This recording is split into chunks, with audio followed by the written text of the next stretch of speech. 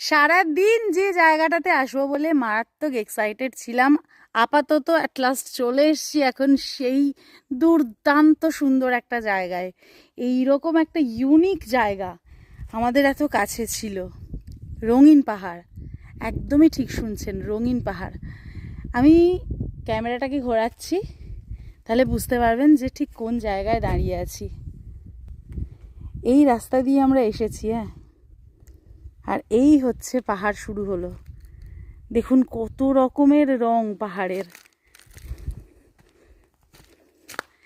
এই সামনের পাহাড়টা দেখুন, দাঁড়ান, গাছের পিছনে চাপা পড়ে গেছে, আমি যাচ্ছি। গোলাপি রঙের, কতটা ভালো লাগছে। তার সামনে সাদা, যেন মনে হচ্ছে গোলাপি পাহাড় থেকে কোনো একটা জলপ্রপাত পড়ছে, দেখতে এমন লাগছে এক ঝলকে। এবার এইখানের পাহাড় পাথরগুলো লক্ষ্য করুন, এই জায়গাটার, এই দেখুন, এই জায়গাটা তো মনে হচ্ছে পুরো সিমেন্টের পাহাড়, তার মধ্যে আবার এইরকম হালকা লালের কারুকার্য। এই যে দেখুন, এইখানে আছে, এইখানে আরও প্রমিনেন্ট আছে, এই জায়গাটাতে একদম প্রমিনেন্ট কাজটা। আমি অনেক দিন আগে ফেসবুকে সম্ভবত একটা ছবি দেখেছিলাম, পেরুতে আছে রঙিন পাহাড়, আমি যদি খুব ভুল না হই। সেটা তো দারুণ সুন্দর, সেখানে যাওয়ার ইচ্ছা তো আছেই। তবে তার আগে আমাদের বাংলার বুকে এইরকম সুন্দর একটা ভ্যারাইটি অফ কালার্স দিয়ে তৈরি হওয়া পাহাড় আর এইরকম একটা টেক্সচারের ভূমিরূপ ভাবাই যায় না।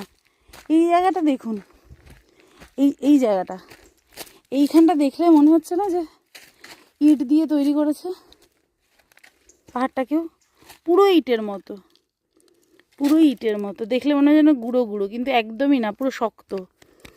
মানে মনে হচ্ছে যেন হাতে লেগে আসবে, কিছুই লাগছে না। একটু হালকা রং লাগছে বোধহয়, হ্যাঁ একটু হালকা রং লাগছে, কিন্তু এই রকম টেক্সচার, এই রকম।